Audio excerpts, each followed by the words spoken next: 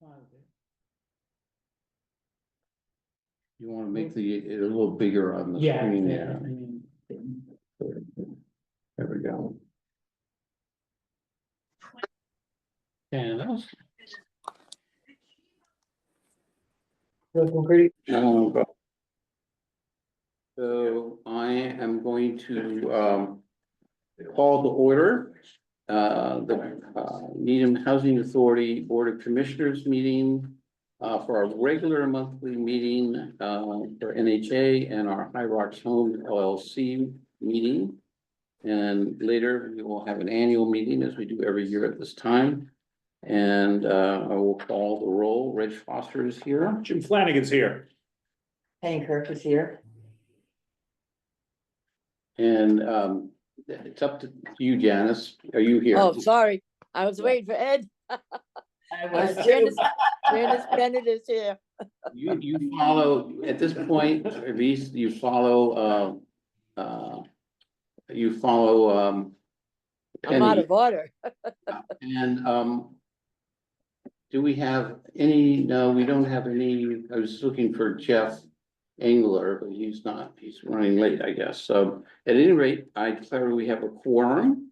And I also just mentioned for the record that we are meeting on a hybrid basis with both in-person attendance and remote attendance pursuant to the open meeting law extension that was signed by Governor Healy at the end of March and allows us to continue doing this through June 30th, 2027. 2027, that's a long time in the future. And that I also note that the Secretary of the Needham Housing Authority, the esteemed Cheryl Osmond, published a public notice of this meeting with the town clerk setting forth its date, time, and present place. And so I think we're ready to begin. There are no last minute announcements from the chair, so we'll go to resident input, Linden Chambers Residents Association. Ross or Right. Blair? Thank you. See, just a comment on the process, that we use to prepare, or the procedure to prepare and distribute the agenda. It used to be a kind of a scheduled event, like the agenda was prepared 10 days before. And it went out to the members. I don't know whether we're doing that still, but I'd like to make sure that we're, the residents are, receive this information simultaneously. I think the legislation says, so we'd like to get it early as possible. And there are some things missing or not included now, minutes from the last meeting. Unfortunately, the minutes didn't get done, so we all don't have them, so. One good thing was I noticed the videos are up on the Needham channel, YouTube channel, so that's terrific. And I'd like to make a request that the video for this meeting be posted right away. I noticed that the town health department had a meeting at 9:30 one morning and the video was up that afternoon. So it's just a matter of pushing buttons. It can be done right away, or it can be done a week or 3 months later. So I'd suggest that we try and figure out a way to do it. And the town has offered to help with that if it needs help. Anyway, the Linden Chambers Residents Association held a special meeting under the bylaws that required a due notice in time, a quorum. We don't keep track of all the meetings. We call them, what do you call them? A steering committee meeting or something like that, just to make things easier. There are things that we have to do officially. And we'll keep track of those. This meeting, there was no motion that was supported by the majority. So, in a way, there's nothing to report. The purpose of the meeting was to address the issue of non-compliance. We don't have a bank account and we don't have an office. And I'm still requesting 164 Linden be opened up. It's been years now. And it looks like it's not going to be torn down right away. I mean, in the last couple of years ago, when I brought it up, or 3 years ago even, it was going to be torn down right away. That was the first building that was going to be torn down. Well, maybe so, but I think it can be used. It's a real disgrace not to use that. The but it's been, stated, you've heard it before, that, the Residents Association has had 3 meetings with Cheryl. They haven't been that effective. I did learn that there was a language program, which I thought was terrific, and I liked hearing that because it sounded like it was a result of surveys that were done by the health department and other people, and it resulted in a response. They found that originally as I interpreted it, the Chinese were not participating. And they interpreted that as saying, oh, they need to maybe get some English. So that's just my interpretation of what happened there. But I thought it was a good thing that the program developed out of appearing, some surveys.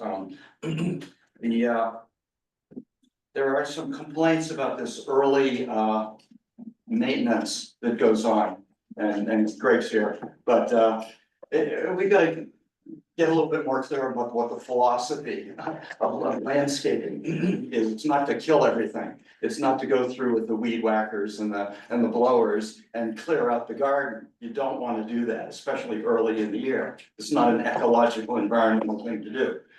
So we've got to get that clarified. And there's plenty of literature on that. Save the dandelions. Put in butterfly trees and so forth. And we have a history of, I called it the plant schedule. I called it the Linden Street Botanical Garden Collection. On the early drawings, they have a list of plants that were used throughout the Housing Authority property: forsythia, pink rhododendron, daylilies, a couple of other things. But we've got to get that clarified. What the guys are doing, and I spoke with Greg a little bit about this, they're blowing the stuff away from the gardens, which kills the gardens, and they're blowing the leaves and the organic matter into the drain. It's a surface drain, so it's lose. We gotta stop doing stupid shit like that. Excuse me, no language, please. Oh, yeah, I'm sorry. I feel so free. At any rate, it should be very easy to get a do's and don'ts list. Don't use the blowers under plants and around plants. Use it on the lands, in the driveways and the walkways and things like this. So it should be easy to get something that's agreeable. I know people have different philosophies. Yeah, I'm sorry about that. Let's see. One of the things. Just want to let you know if we were in 5 minutes in here, okay? Yeah, there's a problem with communication and coordination between Center at the Heights Housing Authority and Springwell. There was a conflict resolution meeting, I don't know what it was, workshop or lecture or something. The first one was at Seabeds. The second one was supposed to be over at Linden Chambers, and for some reason it got canceled. There were 5 or 6 people waiting there, ready for the meeting, and that happens a lot. And it had happened, if there's a coffee hour scheduled and Paulina can't be there from Springwell, somebody else ought to cover for her. It's a monthly meeting, it's a big deal, people look forward to it, and if there's nobody there to make coffee, we can still make coffee. But to cancel the meeting when, I don't have a lot going on every day. It might be one thing, and it might be something I'm looking forward to, and to have it canceled. The coffee before the conflict resolution meeting was scheduled at 10 o'clock, and it was canceled at 10 minutes after 10. All right, I'm sorry. Yeah, we need to do an inventory of what we have, find out where the confiscated stuff is. There's a second stainless steel serving tray. Where did that go? And where can we put the stuff if we're gonna have an arts program? Lori is trying to set up an arts program. Apparently it's not gonna start until September. You mind just sort of All right, I'm done. wrapping up here? Yeah, that'd be great. Thanks so much. And anything you want to comment on there, Cheryl? Okay, great. Any other residents either online? Let's look online and see if there's anybody with their hand up. I don't think there is. All right, in the room again. Any, Marlene? Yes. Yes, thank you. One concern I had, just quickly to mention the issue of office space for the tenants union. Cheryl, the Gossman, very generously offered us a beautiful office space that's completely at 21 Highland Circle. that has excellent technology, a computer which he was willing to set up 4 accounts on a desktop computer, phone lines. She's been very gracious in offering this to us, and to the best of my knowledge, all of the officers are in favor of accepting it, with the exception of our president, Ross Donald. Whatever his Well, reasoning that's is. not. No, true. sorry, start Ross. You know Point of better, order, you know, point of order. not yet, It's point of order. Not You cannot yet. speak on Ross, behalf- All right, thank you, please. thank you. If you have something to say, please say it to me, okay? Go ahead. Well, I'm an officer, Jim Burke is an officer, and at the time, we had the meeting where Cheryl officially offered us the space. Our secretary, Dorina Moriarty, also was in agreement at that time. And, we haven't had any meetings, we haven't been able to conduct union business because we don't have the proper office space. So- And as far as this other unit that they're renovating, So that's to be given to a person who needs I a just home. wanna, in the interest of time, and we have 2 meetings we're doing tonight, I just wanted to ask, I just wanna say, I hear you, okay? Hear you, that there's disagreements among the No, it's not. officers But- It's a disagreement. and, we don't have the role of trying to help I hope that you can find some way of resolving it here. But are there any other, Yes, I do want to make. agenda items here? I only commented on it because it was brought up. Okay, Thank you. The $4 million, it was mentioned at the last meeting that the monies for the, I don't know if it's called the affordable homes or whatever the official title is. But I was involved in, the tenants union, the Mass Tenants Organization, and you quoted a figure of $4 million. Now, that money was supposed to be for, capital improvements for pre-existing properties, in other words, existing properties. But those monies have nothing to do with funding, new construction of any kind, that our share for the town of Needham, which may be 4 million, that was what was quoted here. That money, those monies are supposed to be used for capital improvements for existing units. The condition of our properties, Linden and Chambers in particular, also the issues, of course, with Captain Cook, which Janet would know far more than I, and that's already been brought up, are in extremely bad condition. Not compliant with any kind of housing safety rules or regulations or fire regulations or anything else. And it affects the quality of life and the health and safety of the tenants. So I'm hoping that that 4 million or whatever the figure is, isn't gonna disappear into some kind of construction project for new units when we desperately need capital improvements for the units that are going to be not involved with the Linden Terrace. so project. I just wanna let you know, the 3 minutes are up, okay? And, because you're sort of speaking as an individual, here, Well, and also a tenant. that's what I'm saying, Yeah. as an individual tenant. Yeah. But as you know, that our protocol is to try to, get enough time for everybody to have a voice, and we have a lot on the agenda here.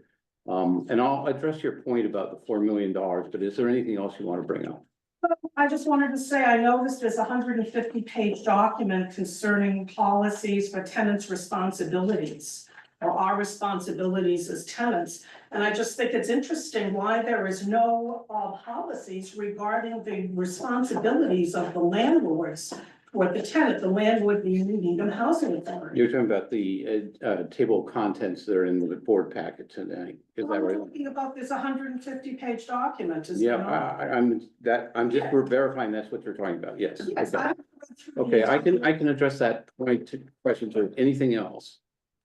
Well, as far as since there was an issue of landscaping brought up, I would appreciate and applaud any efforts by the maintenance staff to remove all of the debris and dead leaves and branches from the property. They are a hazard. And the sidewalks constantly have debris on them from trees and branches and plant material. And there were huge piles of leaves that were not even removed from last year that were just blown in piles. Well, we had a fire, Have safety warning, have as you- you know. Have you filed a work order request to get that taken care of? Well, I mean, I've Yes or mentioned- no? No, but I've But mentioned. let it me in just the say, meeting as you know, with Cheryl I'm Gosnell. sorry, that's true. But, you know, in order to get something taken care of, it doesn't do any good to come a board that meets once a month and has no responsibility for that. The thing is to file a work order request, and then, you know, that gets it on the queue to get something done, okay? That's. Anything perfectly else? fine. No, those are the Great. major issues. Let me address the Thank couple you. of points, but first, did you have anything you wanted to comment on? No, Yeah. I'll let you go ahead. All right, well, so the Affordable Homes Act, $4 million referred to is in the bond bill. The money isn't available right now. It's not authorized to be spent. And it's not for maintaining the existing properties. And I can explain it to you outside of the meeting. If we can get through the meeting fairly promptly and you're still here, I'd be, or tomorrow or whatever, happy to do that. I think what was the other point that you made? Well, the document. responsibilities The what? of the The land. document, The- policy. Oh, the policy. So that policy does not apply to state tenants. It is for the federal tenants, the federal policy and procedures manual, separate from the state policies and procedures manual.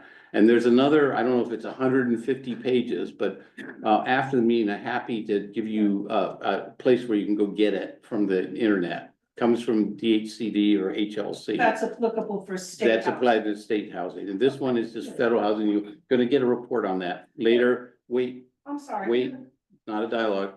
You get, if you stick around till it's on the agenda to talk about what that's part of, okay? And you may be interested, even though it doesn't apply to Linden and Chambers here. Anybody else who have anything to say? My goodness.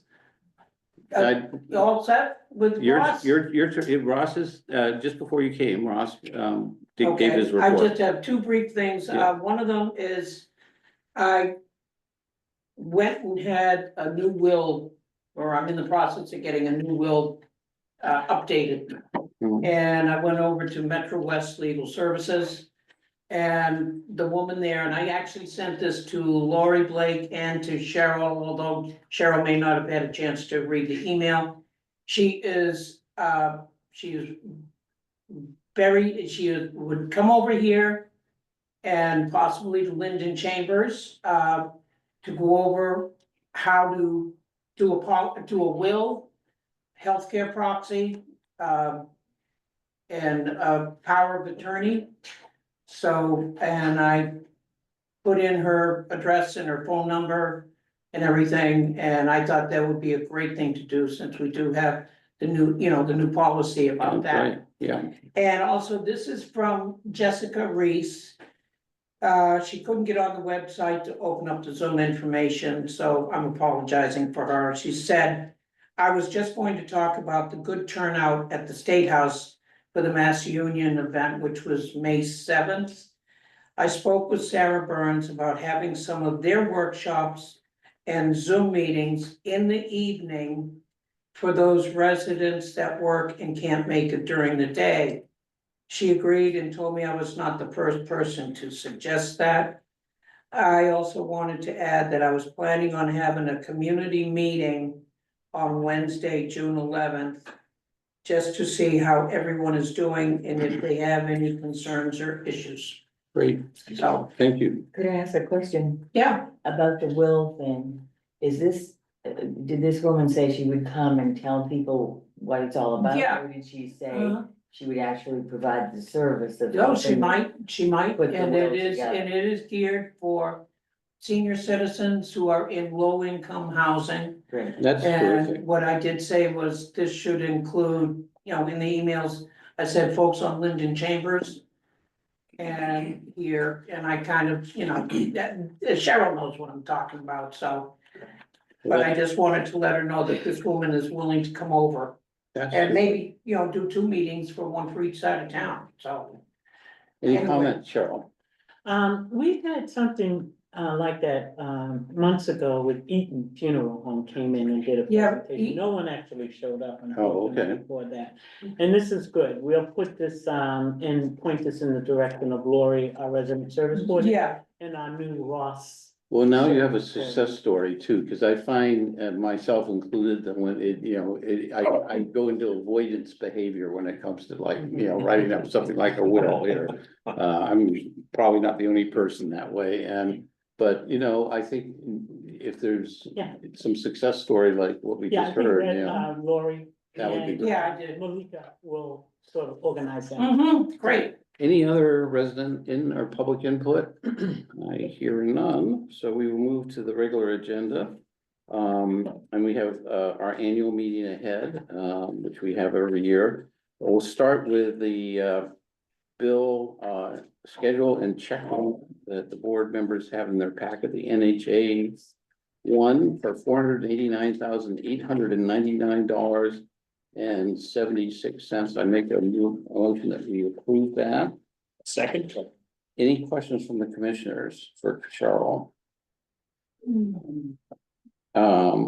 Hearing none, I will call a vote. Reg Foster votes aye. Jim Flanagan votes aye. Penny Kirk votes aye. Jeffrey Engler. Bennett votes aye. What? There you are. Oh, I'm Hello. sorry.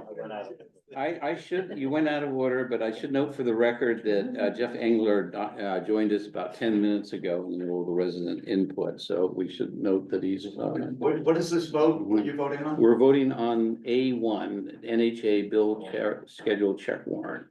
And A2 is the High Rock Homes LLC bill schedule and check warrant of $37,638.59. And I make a motion that we approve that. Second. Second by Penny. Any questions on anything on there? Hearing no further discussion, I will call the vote. Reg Foster votes aye. Jim Flanagan votes aye. Penny Kirk votes aye. Now, Janice. We Dennis got, Bennett votes aye. I don't know Yeah. where I am anymore. you've been promoted from tail end Charlie here. Go ahead. Jeff Engler votes aye. All right, good.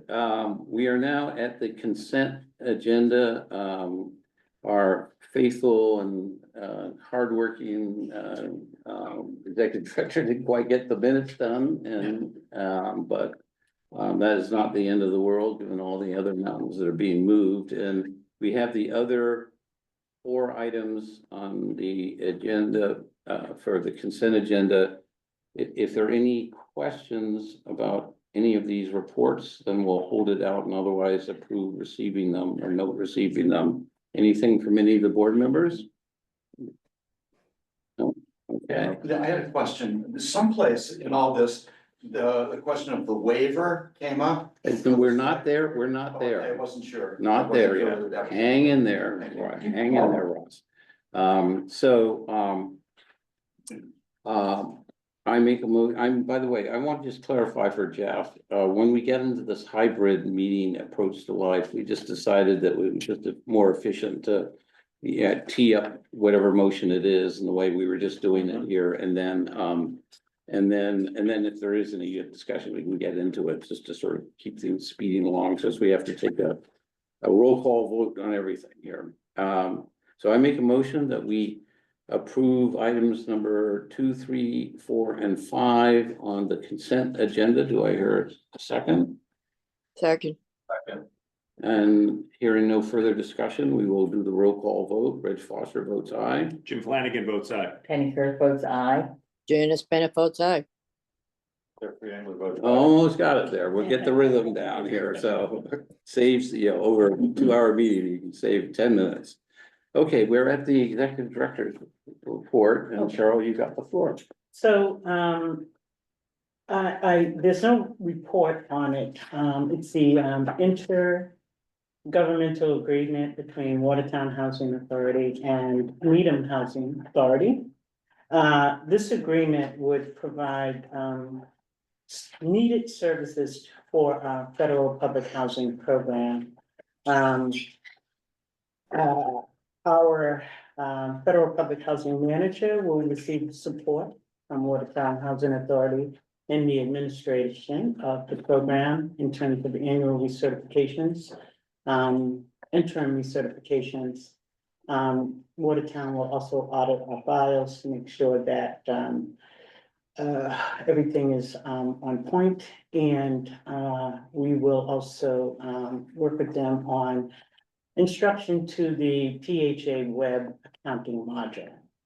My reasoning for doing this is that although So this is a heads up to the board. this is a heads up to the board, thank you, Reg. Yeah, And I have been, Watertown Housing Authority, Executive Director Jacqueline Sullivan, and her Director of Leasing. And I have been, talking about this relationship.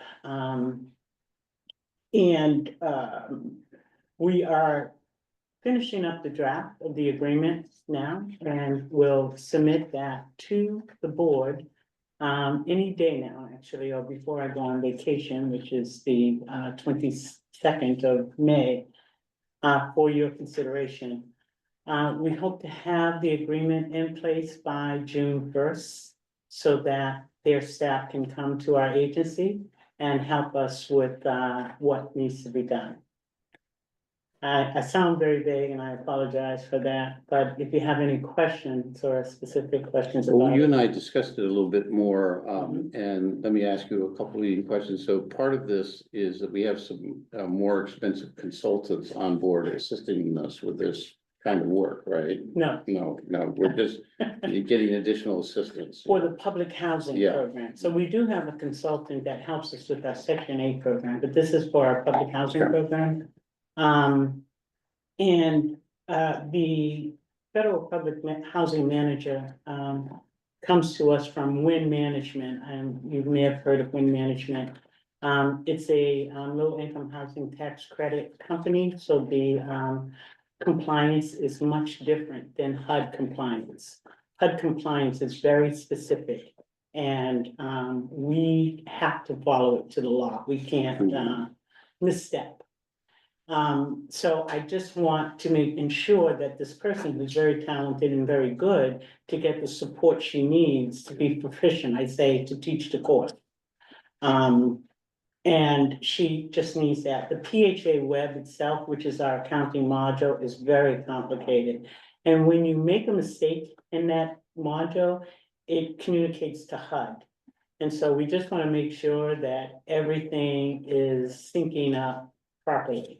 And that she gets the support she needs in a manner that she can understand it. So she will be working directly with other federal public housing managers who will train her in the process. I don't suspect that it will be a long process. It may be 6 months, but we are going to say a year just in case. She's, pretty smart, but just understanding the procedures, which I don't have the time to teach. And so you're just finalizing the wordsmithing of the agreement. It's not ready for this Exactly. board meeting, but you're hoping to get it going rather than later. That's right. And so maybe, requesting that we would consider when it's ready and we can provide enough in advance notice to the board to provide that agreement and a more, a more complete explanation. For Jeff's benefit, we try to be a nimble and flexible board. And so if we need to schedule a special board meeting in between the monthly meetings for a half an hour at a time and date that we can all kind of shoehorn into our various calendars. And especially now that we have the virtual meeting option to do that sort of thing. Often these meetings are completely virtual with, which we can do. So it's wherever anybody's on the planet, like me being in Ireland, we can actually, have that meeting. So, Is this can I ask a question? Is this intergovernmental agreement? Is this a 5-page document? Is it a 50-page document? Is it? It's actually a 3-page. All right, document. We don't have a lot of the whereas. I was just wondering. and when we do have 50-page documents, we produce a 3-page summary of what's important in there too. So, It's And- just, Okay, and being new to the board, how does the decision made on what needs to be reviewed by legal counsel and what doesn't? It doesn't come to the board before it's reviewed by Oh, legal everything. counsel if it's needed, sometimes it's not needed, but yes, that. Okay, the idea is you try to have everything sort of fully baked before you bring anything to the Okay. board. And we try, unless there's an emergency, but this is not one, but, you know, we try not to, bring anything before the board that they haven't had already received in their board packet, which we try to get out at least in virtual form on Fridays Mhm. before the following Thursday board meeting. Yeah, I'll just say very briefly, the idea of trying to develop and retain solid staff with some expertise from the housing agency, so it's really promising, so thank you for pursuing it. Thank you very much, and that's for 130 federal public housing units, so, you know, there's a lot going on there, and I do want her to be proficient. You know, she may take her skills and leave us, but she will leave us with knowledge, you know, with a solid knowledge base. So, and our program will benefit as a result, to have a template, if you will, boilerplate, if you will, going forward. The previous, we haven't had a more experienced, knowledgeable public housing manager in the last 5-6 years, so this is something that the agency needs to create documents that someone else can follow and proceed efficiently. any other comments or questions? All right, C2, PMR, unpublished desk audit. So this is, And look at page 99, that's just the summary page of what we received last year from us here. Go ahead, Sean. so I'm sorry, I last month when this was put on the agenda, I had not met with our housing specialist from EOHLC, Robert Pelletier.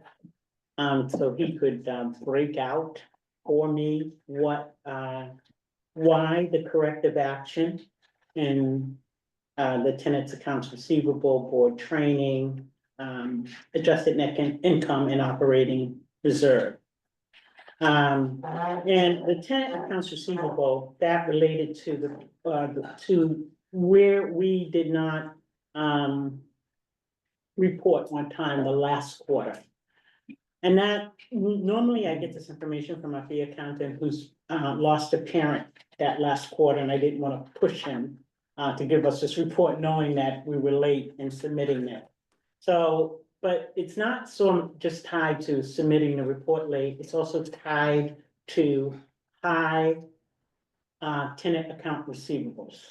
So we had about a handful of tenants that we've taken to court and unfortunately had to evict for non-payment of rent.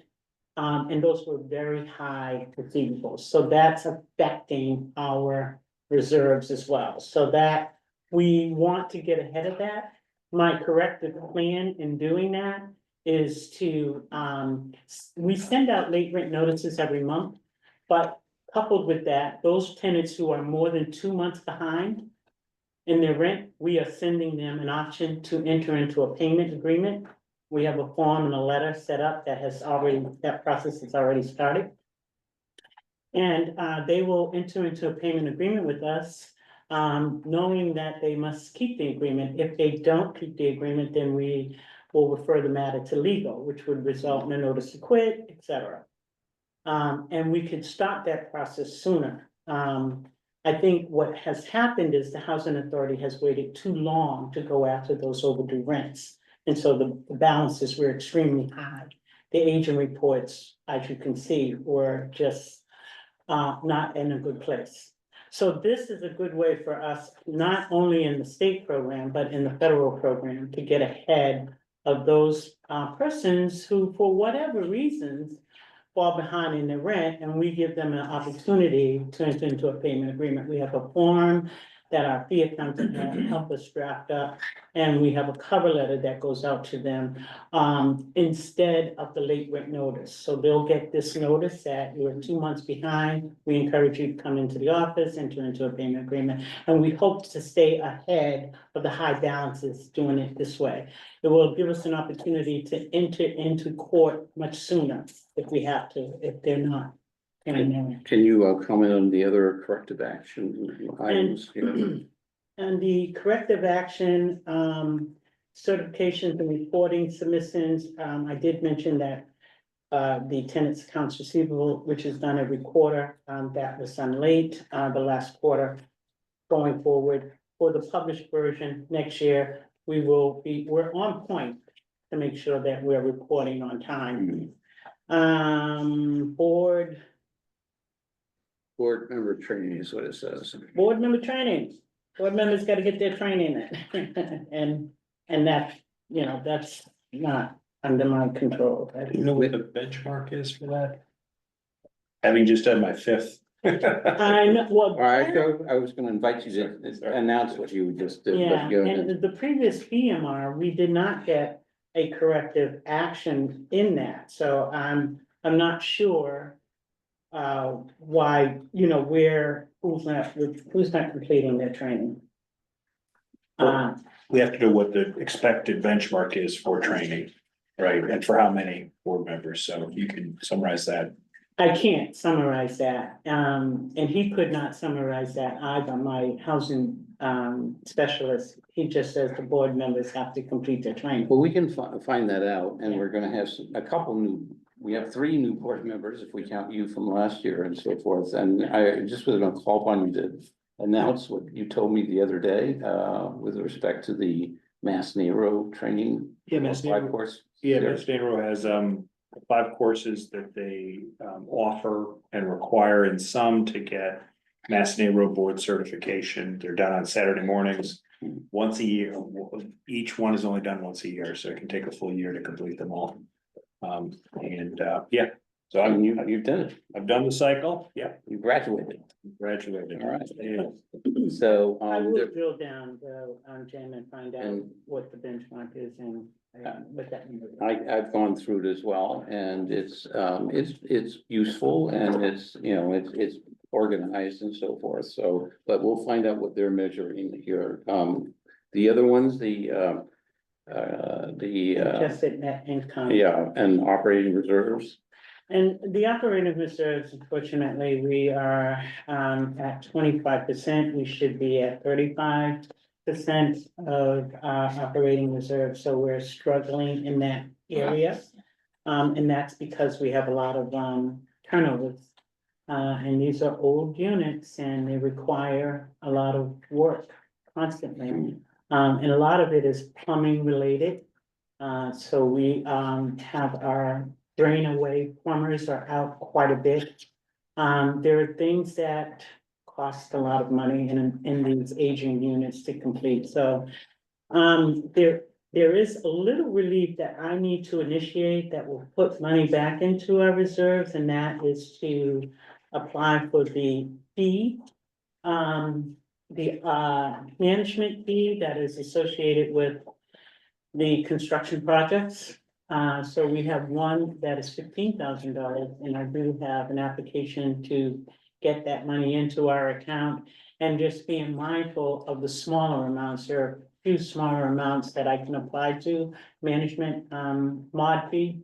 And get that into our account as well, so that will help the reserve a little bit, but we're being very, very careful. Budget was cut, as you know, and Jeff doesn't know, but I will make sure I get you that information. Of the difference in maintenance line item that was cut by the state. So our contract costs were cut and our supply costs were cut. So I'm driving my guys crazy because we're not even 6 months into the year. And so I'm just being really, really frugal about how we spend our money. So. And I think you reported last month on the program management review. This is sort of an interim review and the real one is next year. Right. So this gives us a heads up Heads up. to be able to sort of take some corrective action. So we're. I really enjoyed my conversation with Bob, and so next year, shame on me if it comes back, corrective action, I don't think. Let us know what kind of help you need from us, I think. The only other thing that did come up in the PMR two that I didn't understand was our reporting. So when we select applicants from the CHAMP website, which is the website the state uses to house applicants. We were not selecting the minority preference. So we got a ding for that as Yeah. well. So we didn't know that you have to filter through and select a minority preference. So we have to show that we are offering our units to minority applicants, and we failed in that area, so we'll correct that for next year, but our state public housing manager manages the CHAMP website, and she's phenomenal, she does a great job. So that's a PMR. Any questions about the PMR from the board members? I'm not sure this is the right time to mention it, but you're formalizing a system where people can set up a payment schedule.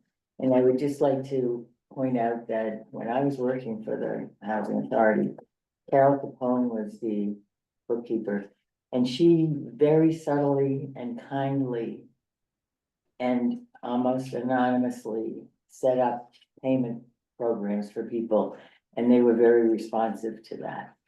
Because it was handled in such a gentle. So it's good to hear that, because Understanding what. yet another thing that we lost when Carol retired and. Yeah, she was great.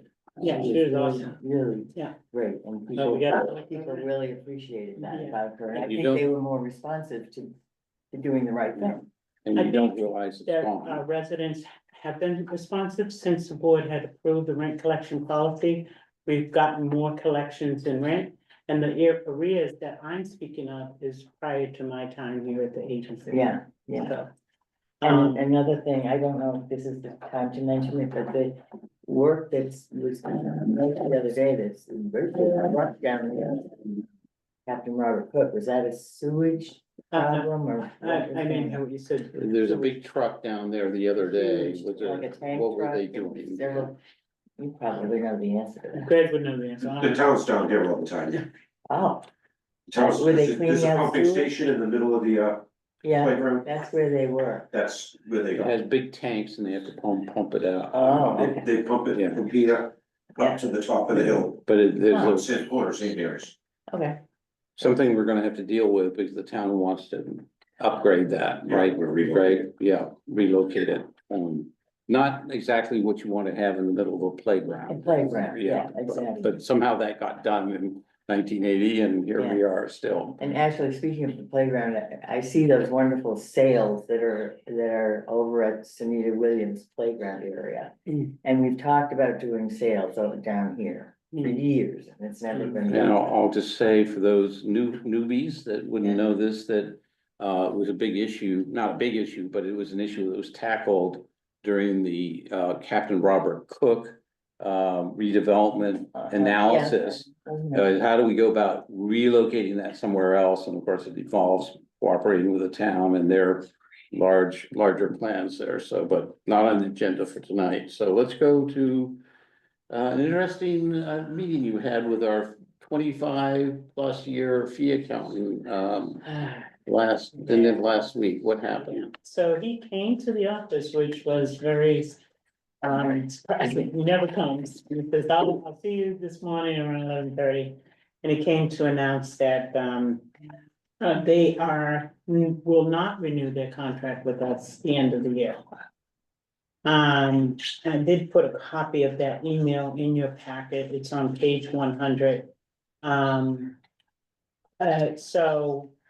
They themselves are reorganizing, and one of the partners is stepping down. So they have to reorganize their themselves. And we are just doing too much for them. So, and that's what he said to me offline, that, And they do 80 other LHAs, and so they sort of do 80 LHAs that are sort of doing the same thing year in and year out, and we have metastasized into what we're doing with the PRI. You know, it's often too a good idea. Steve Merritt raised this 2 or 3 years ago, but we didn't have the bandwidth to deal with it. To put a relationship like this out for bid periodically, and 25 years is definitely longer than one would wait. Our audit relationship, we are required to put it out for bid every 5 years, I think, so. The same company wins it every 5 years, but still, so I mentioned this to Cheryl, I look at this as an opportunity for improvement. And I think there are good choices out there. The main issue or challenge is for anybody who's gone through an accounting change or anything like an accounting system change, it may look like a long time between now and December 31st, but it's actually a very short time to make this sort of change. And so we got to get a RFP out very quickly, and that may be another reason for an interim board meeting, just to look at the RFP document and improve that going out as soon as we can get it together here, so. we'd like to have someone on board by October, and then that. I'd like it firm would December do- 1st, September 1st. They would do our 2026 budget. Yeah, but Yeah. it's tight, so. Any questions, comments? Let's see, ACOP, Admissions and continued occupancy policy. so as I mentioned to Marlene, this is the rules and regulations for everything with respect to tenants, leases, emissions, et cetera, on the federal side. And not, the state side is covered by actually Code. code CMR 760. 6.1, 6, 7, 8, 11, and so forth and so on, and it's all not what we're talking about tonight. What, you're giving us a heads up here, So right? I'm giving you a heads up. The housing authorities across the Commonwealth are all changing their ACOP.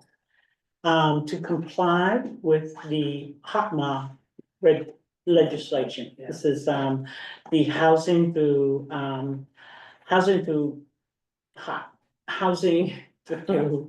Opportunities Modernization Act, Housing Opportunities Through Modernization Act. This is legislation that came about during the Obama administration in 2016. It started in 2016, they went through the whole gamut of public comments, et cetera. And we thought we were ready to roll this out in 2024, and we're not. What HOTMA does is change income reporting. It changes over regulations and rules for over income residents, which HUD does not want over income residents. And it changes medical deduction requirements. It's the premises is that the process for public housing agencies easier. They're streamlining the process for PHAs, meaning that we are not going to have to require so much documentation to verify income and assets. And there are new definitions that need to be in the admissions and continued occupancy policy as well. I have William Michael Thorsad, who is our executive assistant that comes to us from Express Staffing. He's doing a phenomenal job in pulling this document together. We have all of the sections / chapters in place, and we have footnotes in each of the documents relating to the regulations on the changes. We got the boilerplate of the ACOP from the NHA, so we're just using that document and updating it for Needham Housing Authority. But along with it comes a lot of policies. There's a lot of policies related to all of the changes, so it's a big document. And ultimately, the board has the final responsibility for Exactly. approving that. So we have that line ahead. Yeah. This is not gonna be an interim board meeting thing. This is gonna be, we may have a special board meeting just because it's a big thing to do and doesn't fit into our Right. agenda, but we'll I would cover that. love that, Yeah. and to invite residents, maybe have Yeah. a retreat offline somewhere, just to talk about this. It's Right. very massive, but, it's something that we must do. I'm very grateful to, Michael Persad for helping us with this. He's just doing a phenomenal job. It's this law background that helps him to organize it much quicker, than, had been in the past. So the table of contents is really so you can see what's going into the What it document. covers, Yeah, topics. yeah, and it's a lot of work. And the good news is that we used to have quite an out-of-date ACOP, but the board back in the end of the teens, led by Angie Maderas, did a major update of that then, so we're not starting from where we were. It hadn't been updated since 2009 before that. So we're building off of what we've already got in place here, so hopefully it won't be as big a stretch here. Any questions, comments? Yes.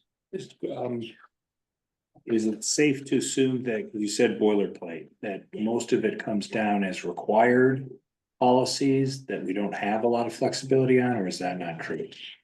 A lot of it is, rewording of the existing policy. What we have to add are 4, pieces to the new legislation into the policy.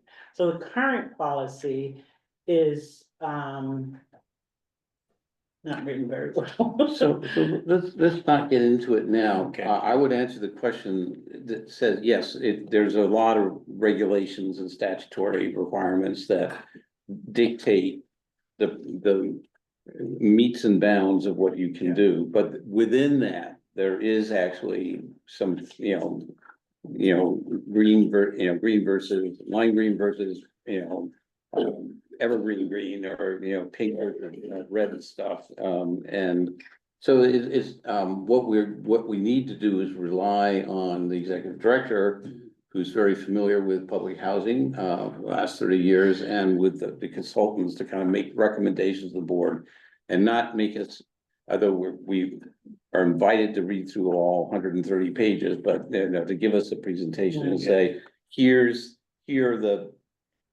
what seems to be the right choices for the Needham Housing Authority versus, remember, this applies to the Boston Housing Authority as well. Yeah. So this is what we've done for us. Right. And this is why we've done it. And then ultimately, though, the board has to, Yeah, you know, and I'm sorry, responsibility. Jim, but the difference too with this new policy are with the new ACOP are the policies embedded within the admissions and continued occupancy policy that we have to do. So if somebody says, well, gee, I don't understand that, what's your policy on it? You have to be able to show them the policy on that. So we are actually gonna take a course in how to put this together. We want to try to whittle it down as much as we can, so it's not a massive document, not only for the board, but for residents. And, what do we need for our staff? Our staff uses the document to guide their process, to guide making sure that they are following the steps needed before someone actually is admitted in, or is accepted into public housing. Yeah. So, and then the most important piece is this income and assets piece that has changed significantly. So it's exciting. Yeah, when it comes back to us, we'll know very clearly through color coding or something, Yeah. where we have flexibility Yeah. or where it's not worth fighting. It's Right. not all, as I say. So Michael and I are actually gonna take a course on how to put everything together, so it's not so onerous. And then I'm considering having a consultant come in and lead us further in the process, but I don't know, that might become too costly, but we'll see. But one of the things we all believe in, I'm sure Jeff does as well, and having clear fair and understandable policies that can be used to communicate, can be used to deal with issues that come up and so forth. It's just a really top priority. Yes. And I know Cheryl totally buys into that religion.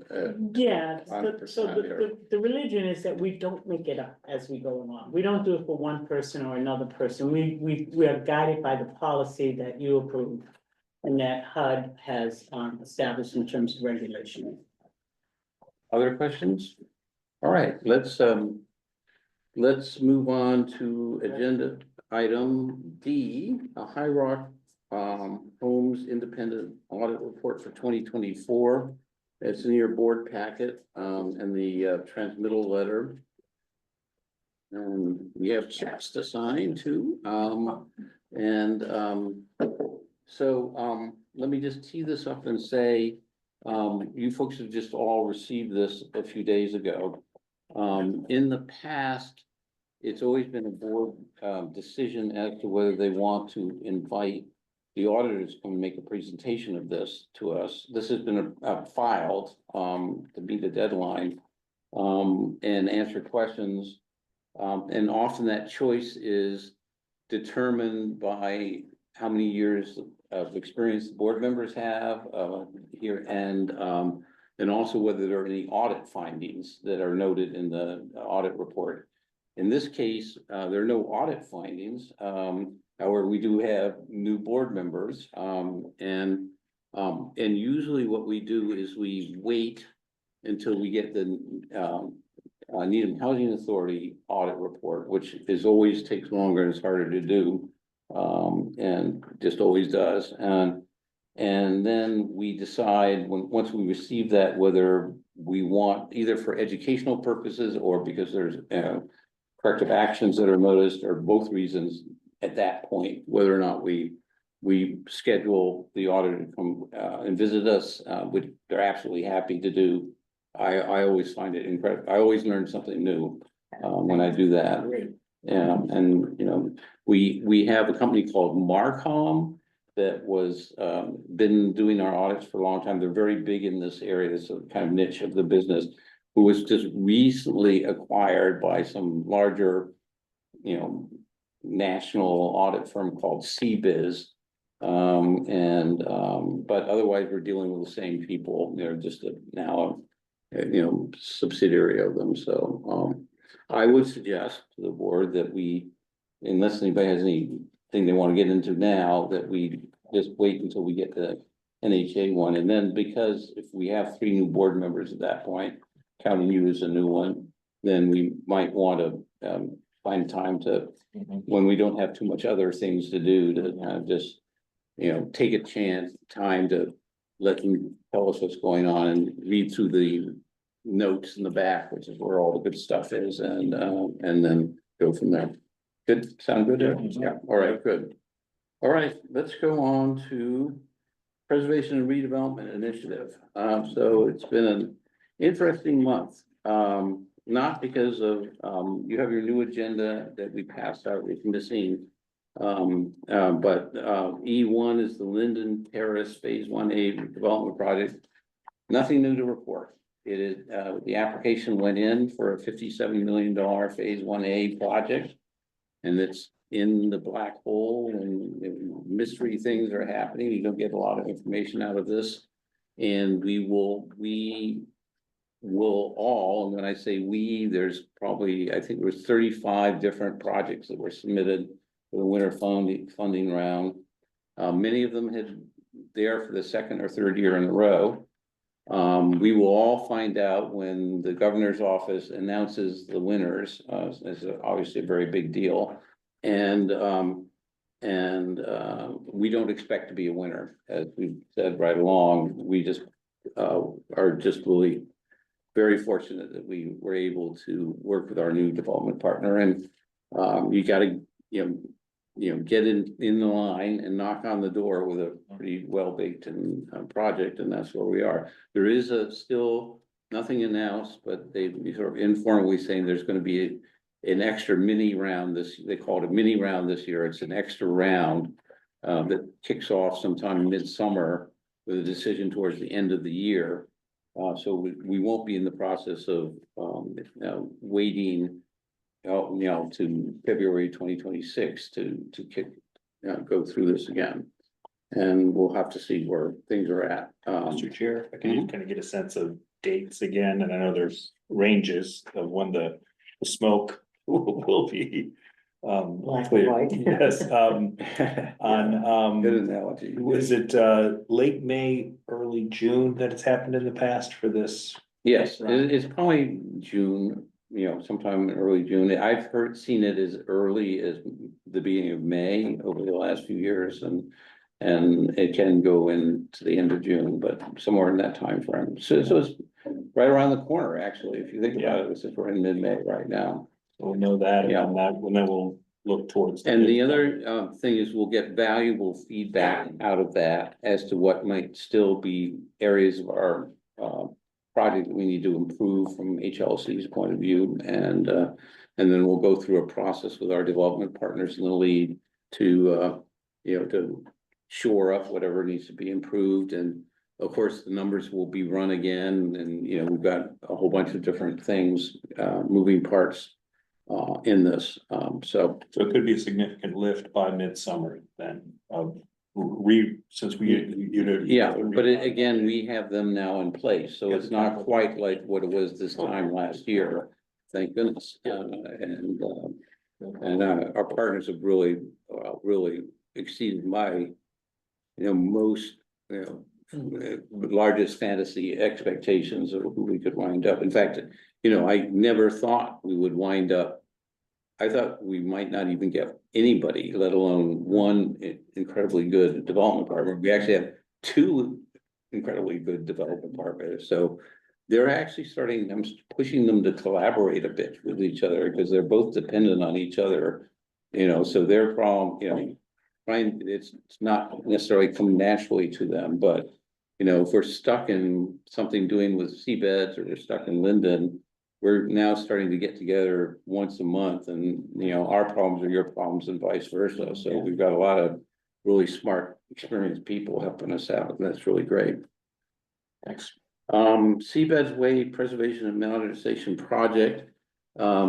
Hopefully people know by now that last Wednesday, so what was that, the 7th of May, town meeting, first hit the Charles River Center project for a chunk of CPA funding. And there was a big debate about that, but that was passed. And then they hit us and we passed town meeting unanimous. Praise the Lord, that's all I can say. Or whoever is Catholic in this room, maybe it was a new pope or something like that, So, there is, it's the third time through this process, and it's a strenuous process. The town is very particular and thorough about vetting things, and we also got a unanimous recommendation from the FinCom the first time we asked for it, so that's one of the hardest gets in town, and those of us who've been around long enough to know that. So you're kind of getting it. And, I feel proud of this because, affordable housing is an incredible challenge for this town and every other town in Massachusetts. And we're really the only game going in Massachusetts, in Needham. Along with the Charles River Center, which is a great organization as well, and they've got a fabulous project as well.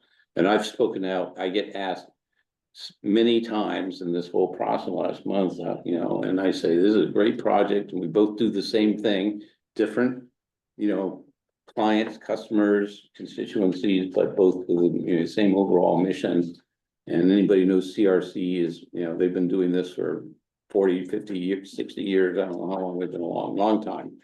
And so, it's Just the, had their fundraiser. it's this week. these two organizations, in the town that have been around 50, 60 years, I think they are, and 75 years for us, that are kind of leading the way. So that's great. 1950 something for Charles River Center. late 1950s. Yeah, all right, High Rock Estates, redevelopment master plan, nothing new to report there.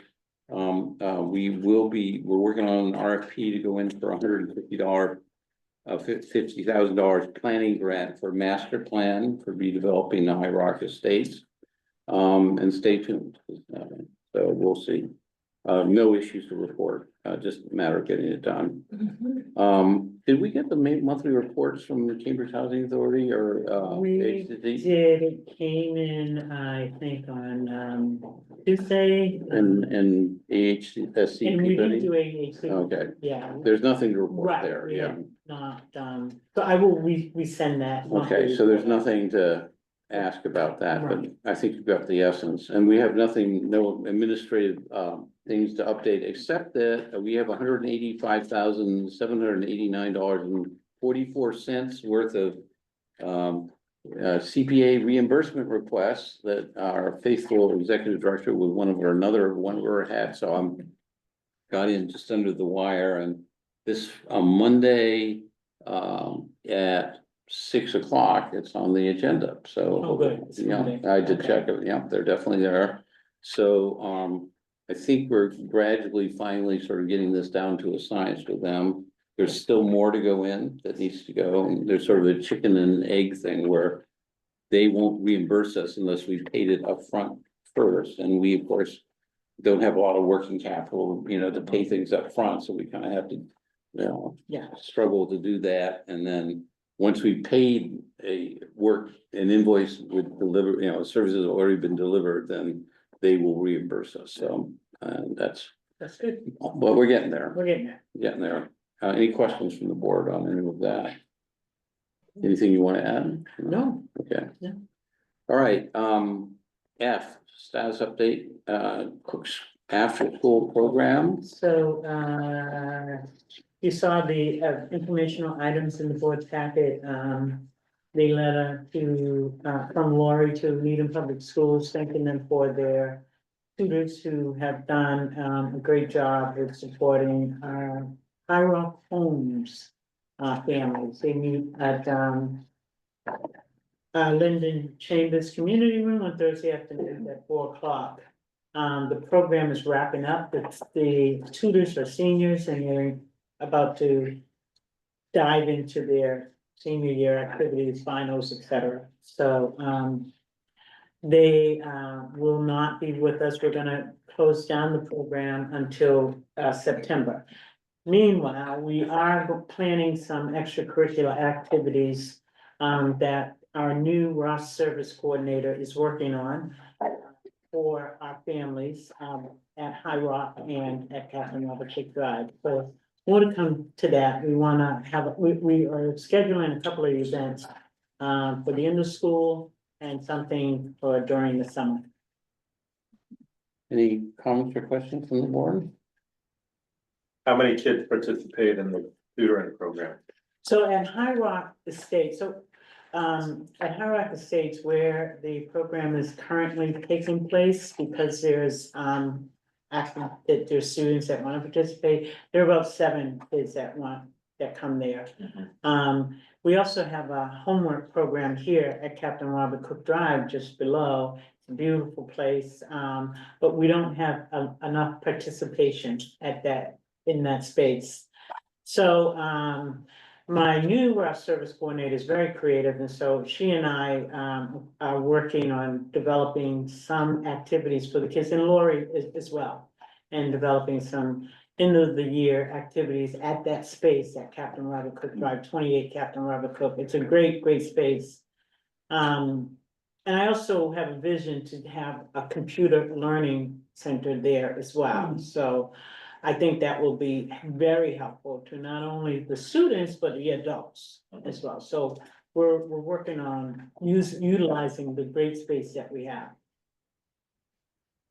Other questions? So next fall, when the program starts again, we partnered in the past with Babson College and Nobles and Green High School, and their tutors have come to support our kids, and we hope to resume great. that. process in the past. We also have a position open for an after-school, for Cook's after-school program manager, so we hope to fill that position as well. Yeah. Yes, sir. Just a reminder to myself that we want to meet with the Needham Public Schools Yes, and look at opportunities for potential scholarships, if that's what works for students to take advantage of the after-school programs at Elliott. that's right. Thank you for mentioning that. And that has happened, and Lori has met with Amy Goldberg, I Yeah, think. Goldman, I think. Go, yeah, yes, yeah, I'm sorry, and she has actually has provided scholarship to one of our families in the robotics program.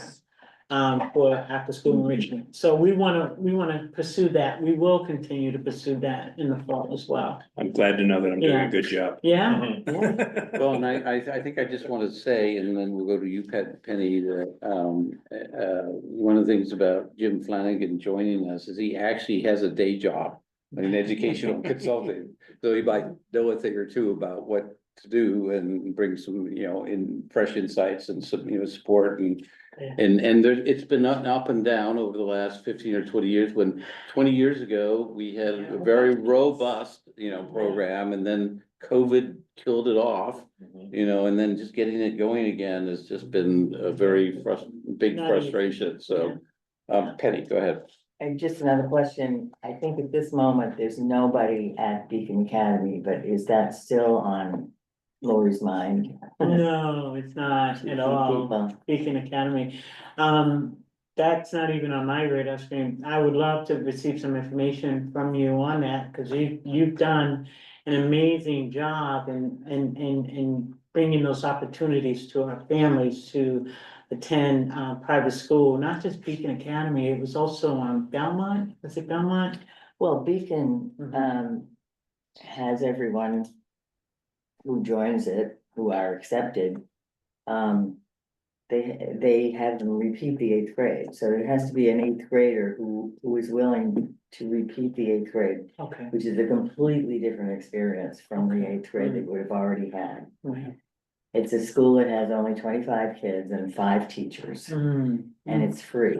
And And then they work to get those children, when they finish that 8th grade and they've been totally revved up, they get them scholarships to secondary schools. That's where you're thinking of Belmont. okay, Because one of the Salado children went to Belmont Hill School, right, and they recognized, that he needed to live there in order to have a calm yeah, life. right, And then his second year, they sent him to China for a year. right, right, And then he and his brother, actually the twins now, almost all of them have been through Beacon, right, and the younger ones, the twins, are at Tabor Academy now. oh, wow. The older boys have finished college. One of them is getting married. And I think the Jackson kids too, right? Yes. Did you help Oh, them yeah. as well? Yeah, the Yeah. one of them Stephen. came into the office, a Stephen. very tall young man. And what a great opportunity for them, Stephen. just life changing.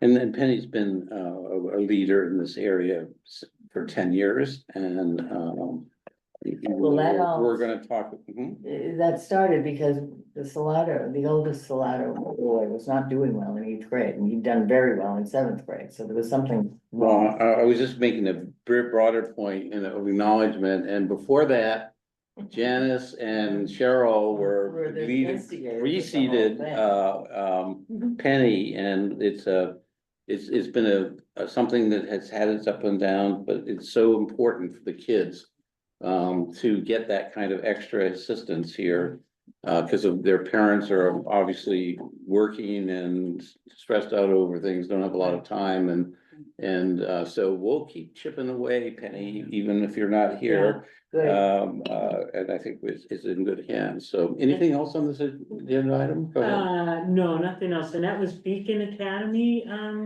Yeah, okay, so we wanna Yeah. get that going. I You're keep right. getting notes from them saying, Yeah. send us another one. Yeah, we wanna get that Alright. going.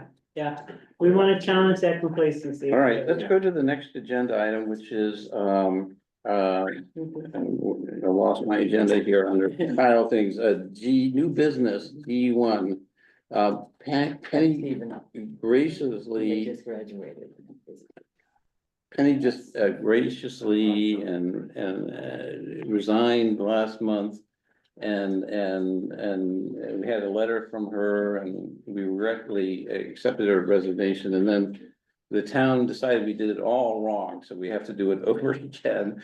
This, partly is because, Louise Miller, who sort of is the, oversees all this sort of thing, is our town clerk. Had a couple other things doing with town meeting, and, didn't end the last Monday, and so both Penny and I got a call from her, this morning, and so Penny regretfully submits her resignation again, effective tomorrow, so she can be a full-fledged member of this board tonight. I'll read this. And go ahead, please. Okay, dear Ms. Gosman and Mr. Foster, this letter is to inform you that for personal reasons, I hereby resign my position as Commissioner of the Needham Housing Authority effective tomorrow, May 16th. And you have to turn this in with a wet signature. This is a wet signature in case anybody can't see it listening here. And then I just add thanks to all on the board and to the many residents who have supported me during my tenure with Needham Housing Authority Board of Commissioners. It's been my pleasure and my honor. And ours too. So, then we were, and what was different is you have to, resign with a specific effective date, or, it doesn't. Or there's no vacancy. It isn't a vacancy, so that's tomorrow.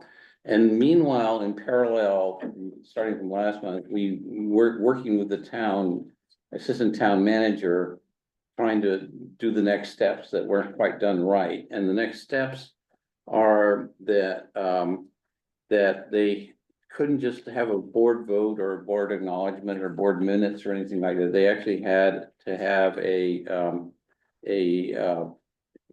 signed letter with the board. So we actually arranged a signed letter from the board, and we got it all signed, and it had Penny signing it, and it can't have Penny as the resigning board member signing it. It has to have everybody but Penny signing it. So It made it look like you were all kicking me off.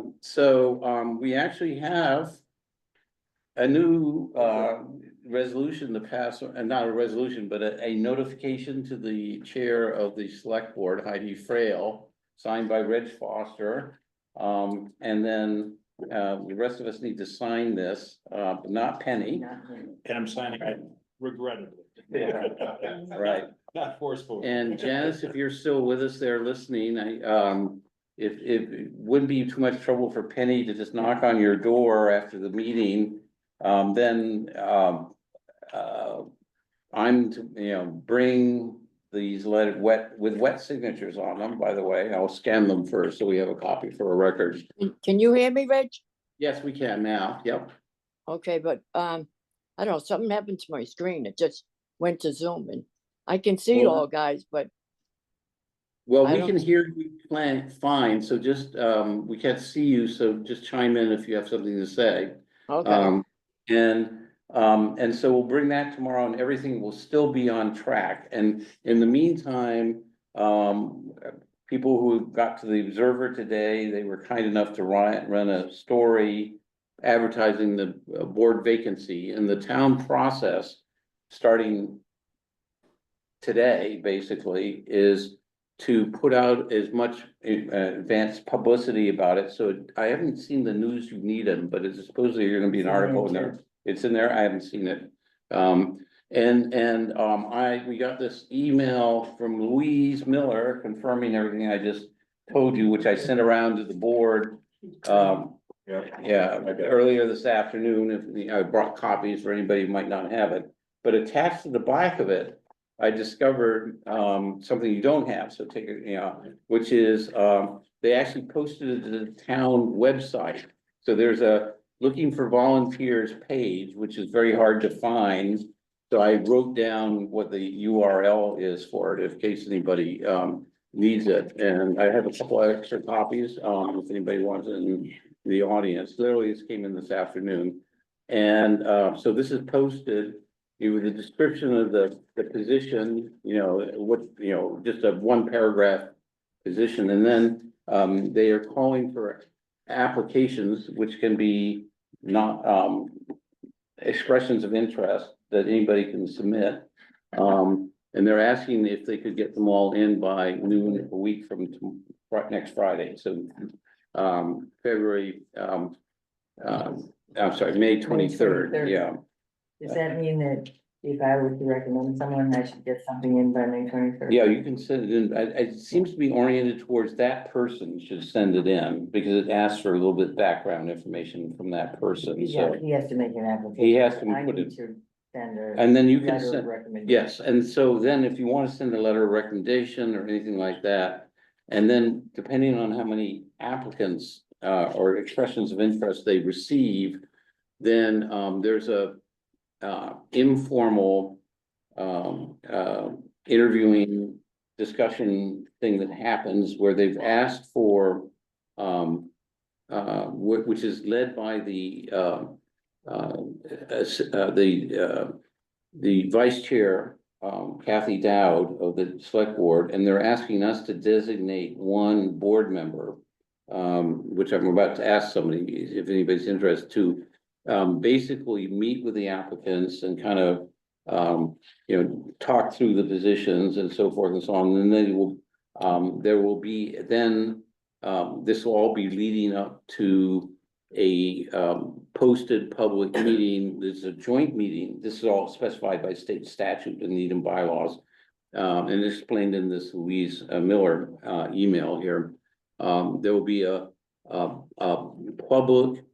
publicly posted joint meeting of the Needham Housing Authority Board and the Select Board, who will penny apparently, but those 9 people will talk to the sort of finalists and the applicants. They'll talk to anybody as far as I understand, and then vote to appoint the somebody who must be a resident of Needham and a registered voter to fill the position for the rest of the year until next 2026, April 2026 town elections, at which point that person, if they're interested in continuing, needs to run for election to the to the final portion of Penny's term. They keep the terms staggered. So Penny is 2 years into a 5-year term. So you're then 3 years into a 5-year term. So you're running for the remaining 2 years, if it's the same person, but anybody can throw their hat in the ring again next spring. And that's how it's done. And so part of the reason I'm going through it this much in tonight's meeting is hopefully we've got people, not a whole bunch of people, but some people are listening in and people can access the recording. And hopefully we'll get the word out pretty effectively now. What if Ed took this down to Janice right now? That would be great, Would you do this? if you don't mind. And On the topic of appointed from, yes. do that now, sure. Yes. Yeah, yeah. Thank you. Thanks, Joe. Thank you, Ed. Here. The 2 Irish people. say I'm gonna take this over to Janice. Oh, okay, there you go. Today. So, does anybody have except for Penny and probably Janice, because I don't think we would allow you to move where your home that you just got home to today. I'm looking at either Jeff or Jim helping out with that sort of thing, or me, I could do it as well. It's just screening of the interested applicants. So I don't know how many applicants I don't know how many we get. They probably involve meeting with them too. I vaguely remember this from 10 or 12 years ago when I went through it here. So if we get 1 or 2 applicants, that's one thing. If we get 5 or 10, that's something else again. Normally with the Needham Housing Authority Board, you're lucky if you get 1 or 2. But we kind of been sort of stirring the hornet's nest for the last 3 or 4 years, and so we're doing some very interesting things that people might find attractive from a volunteer point of view. Yes, How sir. does the LTO fit into this? The LTO does not have a role in this. I'm not sure, except that if there's a waiver, we have, No, that's not, that's coming up. That's the next agenda item. So it's a different, let me ask you the question that you might want to ask. Is there any reason that anybody who's a resident, this is an elected seat, not the appointed, the waiver seat that you're talking about. So there's anybody who's a resident of the town of Needham and a resident of the housing authority and a registered voter is free to put in a expression of interest form, and throw their hat into the ring. But in this case, it's very, you'll see it clearly spelled out by Louise Miller finally. That the state law prescribes that the process is that the two boards meeting together make the final appointment. And the town then has a process of doing this noticing and informal screening and then bringing it to the select board. That meeting could be on as early as the 10th of June, or it could be the 23rd of June, which are the 2 June select board meeting dates. well, what I'm interested in is trying to develop this idea of recognizing the residents association as a party of interest, which can be defined in different ways. As a major project, the legislation defines. May I interrupt you a second? I know you have that as an interest. Yeah. But you can't apply that interest. You can look up the statutes yourself. Yeah. Because they're cited in there and you'll see what I'm referring to, but Well, I was going to explain. I wasn't inviting you to explain it because it is not relevant to what we're discussing right now here. What I'm discussing about is getting Ross, this information. please, We're left out Please. of this please, information. it just came All right, in, that's it. it just came in, look at the time stamp on that I email. know, I wanna be. You have a, CC. you have a copy of it right now. Yeah, As it's not good quickly enough. as it is, I'm sorry, Ross. I'm sorry too. I'm trying Ross, to I'm correct not, it. no, you cannot correct it and you're not in order and I talking any cannot correct further. it. I'm gonna try to correct it. It's a problem. You're welcome to wait, do whatever you wish with your time, but not talk anymore right now, please. Thank I'm you. not talking now. Right? You're, sure, yeah. I didn't hear what you said, if you weren't talking now. All right, any other questions from the commissioners? We just have to commit. Oh, yes, I'm sorry. Well, I have two, one, the meetings, I assume, do not have to be in person, they can be over Zoom. I don't know. And two, considering this is my second word hearing, I would volunteer, but I have the least amount of perspective on what the requirements are. I think that's a fair comment. It narrows it down, doesn't it? Sorry, Jim. The guy do that short straw. I think the No, that's vice good. chair sounds like a highly qualified person to be on there. And I will push for virtual and Yeah. some pretty standardized in respect to all, applicants Yeah. and. I mean, you've done such a good job getting up to speed, and look at, you completed all 5 training courses. You didn't realize I was suckering you into qualifying yourself for This this should be why I position. get out of it. I'm happy to, Yeah, jump in. great. Thank you so much. All right, so we'll let Louise Yeah. and Kathy Dowd know that tomorrow here. What is he jumping into? He's already. a Sorry. commissioner. How- Excuse me, I didn't ask you to speak.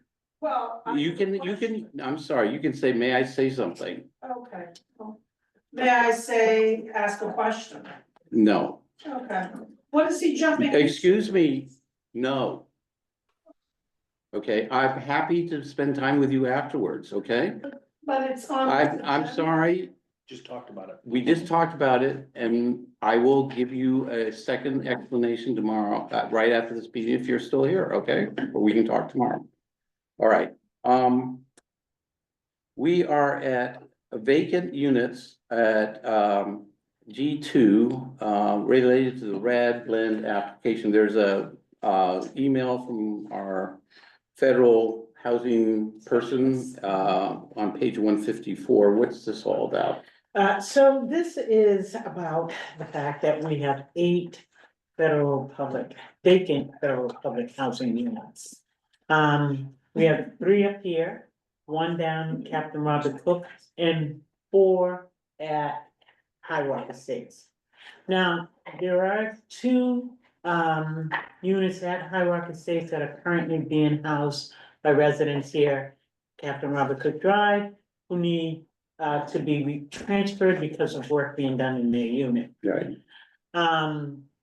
And so what Caitlin is suggesting that we do is keep these units offline to position ourselves for the RAD Section 18 blended position. There are 2 units, however, one up here that we will house. And we want to keep these units offline, but there are a couple of circumstances where we do need to move with transferring people as well as responding to a reasonable accommodation. So we do hope to at least have 5 units offline. And we did get notification of another potential vacancy, so then it will be 6. But we can hold these units and not lose our subsidy against them for the RAD repositioning. We will need to submit a request to Ryan Cusick, who is the new person in charge of these matters.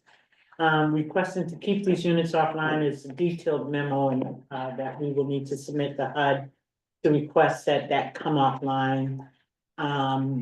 And I think it's a good idea to do because we are close to moving forward with the repositioning of Seabed's Way.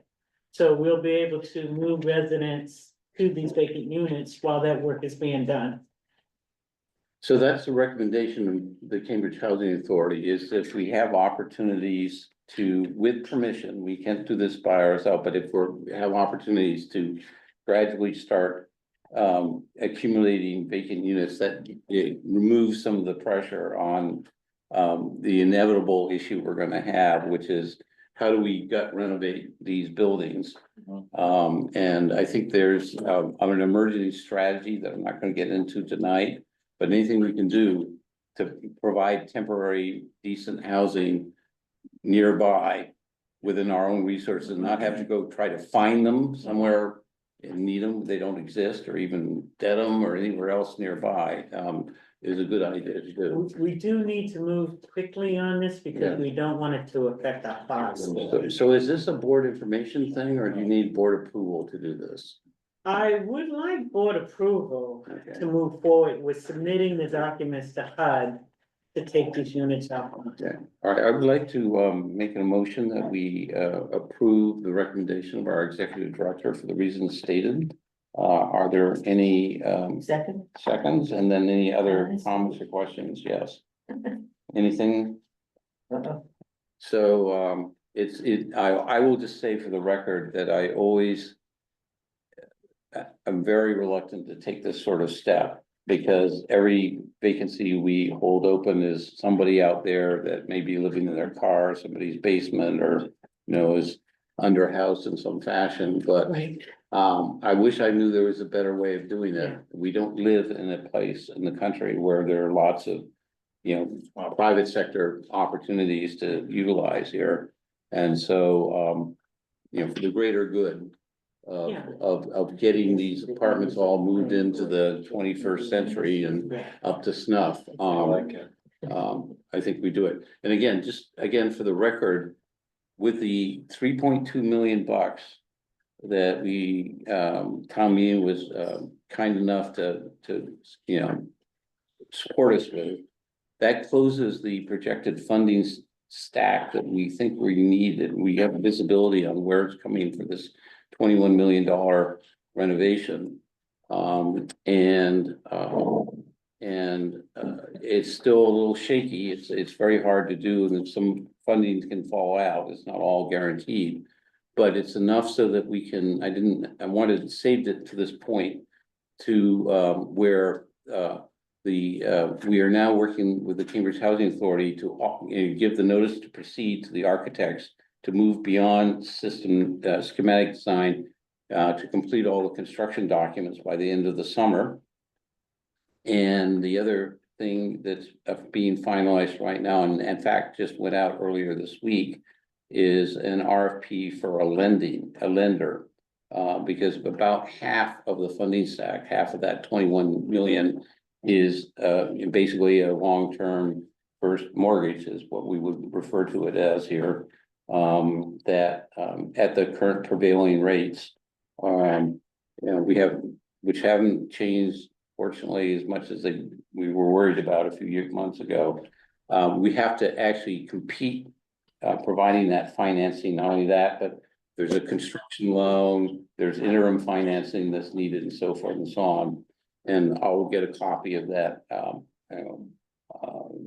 RFP out to the board as an informational item. We had already approved doing that earlier this year, so that wasn't something that came before the board before it went out. So that's the reason why we're doing that. And any further discussion?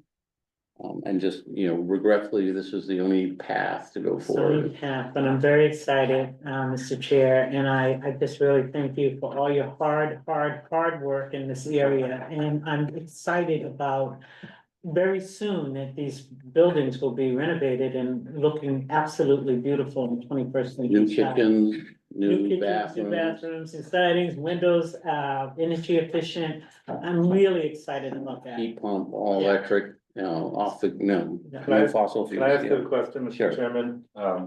Not having a lot of experience in public procurement, but the number 21 million is the budget for the project. Yes, But we have no working drawings, and any good contractor can't provide a real bid without. true. Finished We drawings. So have, what happens, my question would be if that number goes from 21 to 22.5 or 23 or whatever. as you know, it could. And what happens is we deal with it when we get there. We have very good cost estimators, but that doesn't mean they might not be off. I think we have confidence, and certainly the Cambridge Housing Authority is who we really rely on. Mhm. They've been working with these cost estimators and the architects.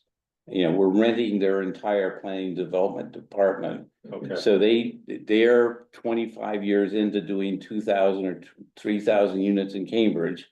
And so we're relying on them to make sure that we don't underestimate, we don't overestimate.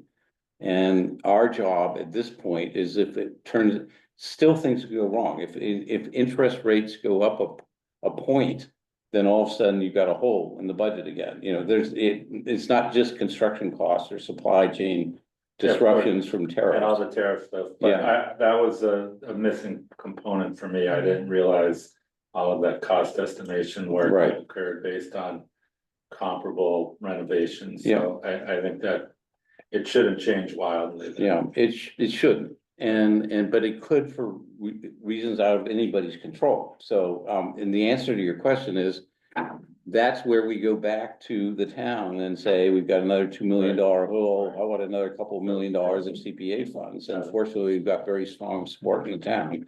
We're up to about 10 million of CPA funds now that are trying to make these two projects go. Mhm. But hopefully we won't have to do that. Yeah. So, anyway, any other discussion? Cheryl's asking, for a motion to approve, her getting back to Caitlin, Madden, our housing specialist. And working with her to take them out and suspend, fill our requirements to fill the units. Do I have a second on that? Second. All right, I'm gonna recognize Jeff as one of his first seconds here. And any further discussion? All those in favor, I will call the roll. Reg Foster votes aye. Jim Flanagan votes aye. Penny Kirk votes aye. Janice Bennett votes aye. Jeff Engler votes aye. All right, guys, we got it, we're getting down. All right, thank you so much, Cheryl. That's exciting to know that we have that option. Yeah, we're excited. And it may be we only need 6 units, by the way. Yeah. Because what's being emerged, some we've been worried tremendously about for day one because of this building has only apartments in it, 1-bedroom apartments. And the most efficient way of doing 4 identical next door buildings is to set up your gut renovation, SWAT team with the plumbers and the electricians and everything else, and vacate a whole building and just rip it apart, put it back together again. And then there'll be more, and then you take care of the next door building, which is 8 units, and you've got a team that did it once or before, so all the things that you don't expect, the hidden defects or anything else will be the same in the next building, so you just like move through it. And so that's, just a sneak preview of what's coming up, but we need those Need those units. vacant units. All right, Um, last item is G3, which is All-Star Paving Contractors. right, and so this is we have 2 quotes for paving work at Chambers Street, the Chambers Street driveway. We should say the huge and embarrassing problem that we have at Chambers Street, which we all just think, and Charles been slaving away trying to. And so what do you got? It is absolutely, And so it's not a full Absolutely is. rip up the whole area and put down new paving, but it is a great opportunity to fix the very problem areas. Greg, has reached out to both these companies and has spoken with them extensively about the scope of the work. One is $11,000, and then there's another piece of, another $4,000 added to that. And then the second, contractor is $27,000, of which we just don't have in our state budget to get the work done. The 11,000 is going to come from, Cap Hub. I have $9,000 in that budget to spend anywhere I want. For lack of a better explanation, it's not more than 10,000, and it means that we can use it the way we need to use it, so I don't have to go through the planning, architects, engineers, etc. But I do need to bring this before your attention because our procurement policy requires board approval of anything over $10,000. 10 to 50, yeah. Yes, 10 to 50. And this is this process. We'd like to get this going with your blessing. And move forward with All-Star paving. Timeframe? Timeframe? Hopefully we can get it done within a month. Hopefully. So the final number is 15, did I have that, or 9? 15? No, It's 11-2 for Chambers. Right, the other amount, it's 11, I'm sorry, Ms. Sang. Oh. It's 11 towards our Chambers Street, but we're also doing some work in our federal program at Highway. Oh, okay. And so that's gonna come from another pot of money that's easy enough to manage, whereas the state budget, our budget was cut and we're really limited to what we can spend. So I'm going to spend $9,000 from that capital budget and add 3,000 more to it. Okay. To complete the job. There's just some bad potholes in the private. Really bad ways. potholes. No, I know. Residents Yeah. have Yeah. not been happy Yeah. with it, and this is an opportunity to address it, not resolve it, but address Yeah, the no, immediate. We do have a resolution for the entire area, and that won't take place unfortunately until next spring. 'Cause Unless right we now can find it's in some the money, planning yeah. process Right. with EOHLC, their architects are reviewing and planning, et cetera. And then construction documents will go out, So this is a stopgap, a good one. yeah. It's not just putting hot coal on it and Greg, pressing you it over. feel I'll okay wait about one the second. contractor? I'll get to you, Ross, Yeah. don't worry, okay? All right, Yeah. Alright, I And, think it and, sounds good. yeah, and, saying, I just asked Greg if he felt good with the project. Greg, anything you want to add? It's gonna cut up, it's not the whole place, it's not gonna cure every problem over there. It doesn't address in front of 5 Chambers Street. It just addresses the road condition, not like parking. Yeah. And he's gonna cut it out, put 4 inches of asphalt in there, Okay, so we speed. smooth and safe. Yeah. We're still gonna have a couple of puddles. It's unavoidable. Ross, as the pres of those tennis, you have a comment or question? Yeah, Clyde Grace here. The bids are kind of curious. One's 18,000 for 1,100 square feet, and the other is, how does it go? 11,000 for 1,500 square feet. Sort of the cost per square foot, and we're basically the same kind of work. They're going down 6 to 8 inches and putting in gravel or something. The existing parking lot is on sand. Basically, it's compacted sand. They're not going down. So, I'm just reading the. So, Ross, I understand Ross, how they're Right, described. so let me direct your question to Greg or Cheryl. Are you satisfied that these are good bids and? It's a good temporary stopgap. Yeah. Until the whole place Okay. gets ripped out. Perfect. All right, May I, do you have a new point to raise? Yes. Yeah, go That's a ahead. new point, yeah. Were you here when they did the sidewalks in Linden? I'm sorry, that's out of order. We just need to approve this particular thing. We're not talking about the sidewalks at Linden here. Yeah, So, well, okay, you're gonna do what you wanna do, but it's a No, little I'm- bit overbuilt for what it is. It like the Ross, existing. I'm not asking you to comment any further. All right, I am satisfied all right. that our professional staff have done something that is long overdue, and I would like to get it approved. Yeah. Every second counts, because I don't want anybody to be tripping in one of those things. The whole potholes is embarrassing, and we're all embarrassed by it here. So go ahead. I just Cheryl. wanted to add that, Allen and Major was the engineer that, worked with the paving contractor for Captain Robert Cook Drive and Seabed's Yeah. Way. They're the engineer that's scoping out that project. Yeah. And, EOHLC, project manager, Ben Oxenberg, came out to the property, in 2023 and walked the entire site, because the original project was scheduled for Linden. And I told them that those buildings are coming down, we can't spend that kind of money for Linden. So they came out and they walked the entire site, and they have an idea of doing everything. It's not just the paving, it's the sidewalk, it's the handicap accessible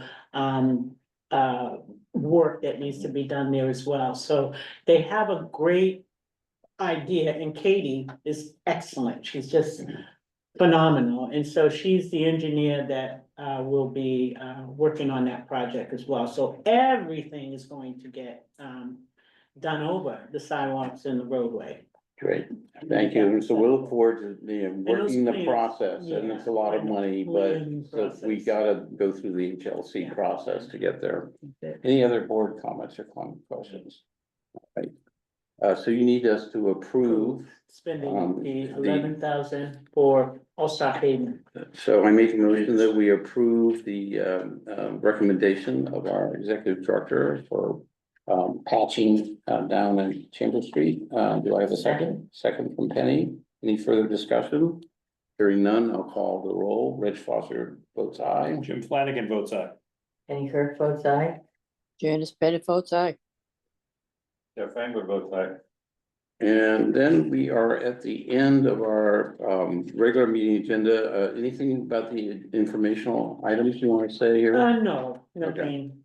We've already spoken about. I did want to just cover one thing before we close this meeting, which if you look at next month, the next scheduled board meeting, it's not Thursday. It's Tuesday, the June 17th, because Thursday is Juneteenth, which is a state holiday. And we're not allowed to meet on that third Thursday of June.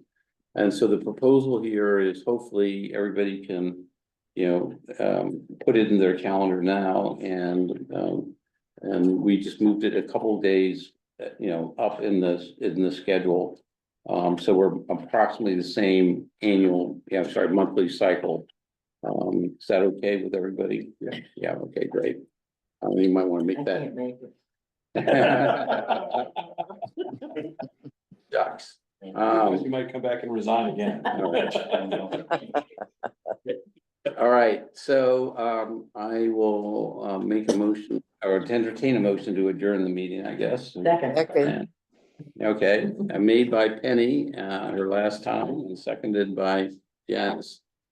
Have to call the roll. Reg Foster votes aye. Jim Flanagan votes aye. Any Dirk votes aye. Janice Bennett votes aye.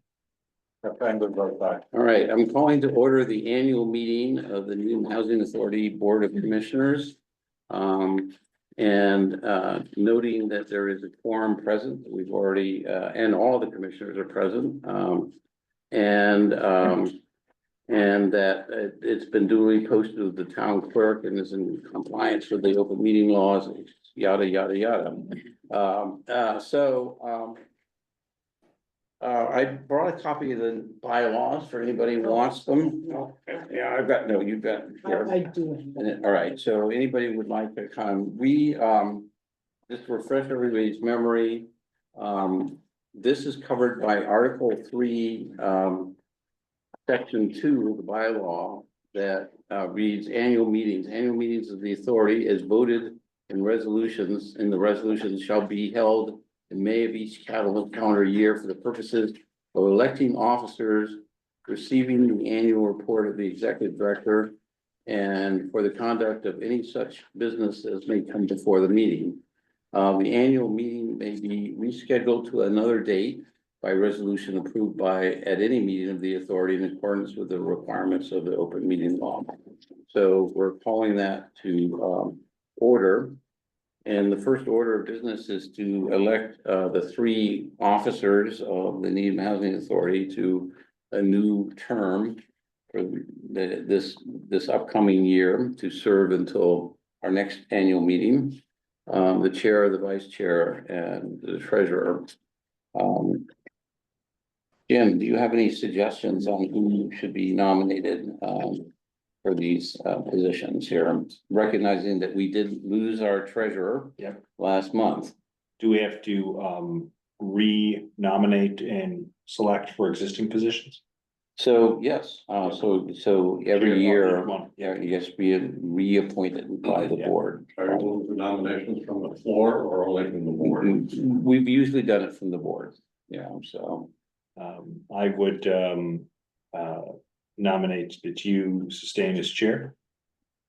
Second, And with the whole slate. Of the band.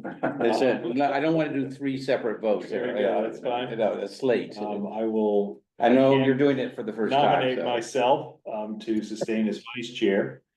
And I can assume the role of interim treasurer. Second.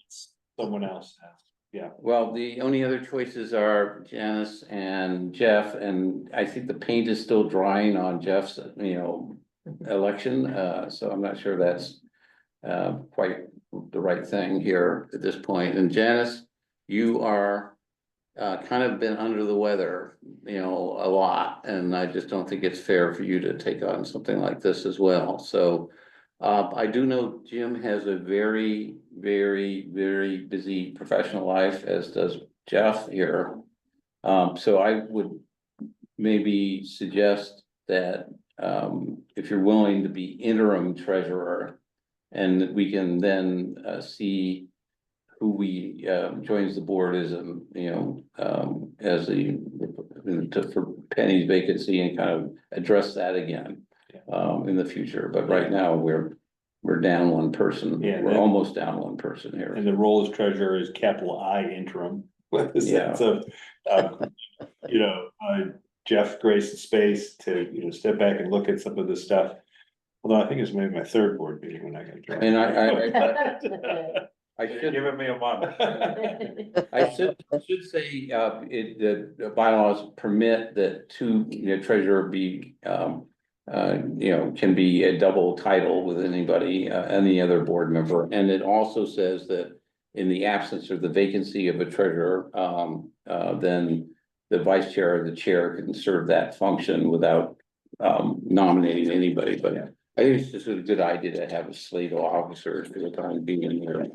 So, so we have a nomination by a slate by Jim, for me as chair, and Jim as vice chair, and Jim with a second title of interim treasurer, pending more reinforcements on the board. Do I hear a second at that slate? Second, Second from Penny. Penny, you're doing a lot of last resolutions there, so this is good. Any further discussion? I will call the roll for approving this new slate of officers, or not so new slate of officers. Reg Foster votes aye. Jim Flanagan votes aye. Penny Kirk votes aye. Janice Bennett votes aye. Jeff Engler votes aye. All right, and that takes care of that agenda item. Now, we have two routine resolutions to approve. One of which Ross had a question that I tabled till now. And I'll take the second one first here, because I think it's maybe some discussion about the first one, the tenant commissioner annual waiver. Our bylaws and Article 2, Section 4, which discuss the power of the treasurer position. One of the powers is the treasurer shall sign all checks. And one other commissioner must join that treasurer to sign all checks. And we found in practice that we've been, as long as I've been coming here, maybe going back to Cheryl's day. But it also authorizes that, the board by resolution at the annual meeting can empower any two commissioners to sign checks, not just the treasurer, and that has provided additional flexibility when it comes to signing the checks. And again, the reason we have this in place, as opposed to the kind of more typical thing you'd have in a larger organization, is our leadership staff. You really can't get the separation of duties that you'd like to have in order to be able to authorize particularly large checks or anything to be done. So it's something the board has continued to do, even we've moved on into the 21st century. Personally, I like it because, I always did that with all my private equity companies, is like the least little startup companies. I want to see the check register. Thank you very much, because if you know what's going in and out of the bank accounts, then you actually know what's going on. So I really like it myself personally. So I'm going to make a nomination of a motion to pass a resolution authorizing any two commissioners to be able to sign checks on behalf of the Needham Housing Authority that are obviously don't get signed until they're recommended by our executive director and our accountant staff. Do I hear a second on that? Second, Second from Janice. Any discussion or questions about that? Great. I will call the roll. Reg Foster votes aye. Jim Flanagan votes aye. Penny Kirk votes aye. Janice Bennett votes aye. Jeff Engler votes aye. And speaking of which, there's a pile of checks to be signed right here, so it's not. Now, moving on to the second one of the NHA of item number 3 here, approvals. So in 2014, finally, HLC, known as DHCD back then, implemented, actually 2019, they implemented statutory changes that were approved in 2014, requiring that there be at least one tenant commissioner on each LHA board in the Commonwealth. In the case of the Needham Housing Authority, as far back as anybody around here can remember, which means Cheryl. Say something? Yeah, It came up at the last meeting that Ed Kalan, a former resident, was a commissioner, but there was also Sharon O'Brien, resident commissioner. yeah, And Paulette Turner. Yeah. Resident commissioner. and Cheryl Gosman is resident And commissioner. Cheryl Gasman. So even though we weren't required to do it, and way before my time, the board has always gone out of its way, even though they all had to be elected, to make sure that one of the commissioners was the resident commissioner. Again, that back then, till this 2014 change, you had 4 elected commissioners by the town folk of Needham. and one appointed by the state position, which is the one I currently occupy. Then the change was made, and then they put in a very complicated procedure to transition over a 5-year period from whatever the existing circumstances were in all these LHAs across the Commonwealth. In our case, we already had an elected resident commissioner, Janice.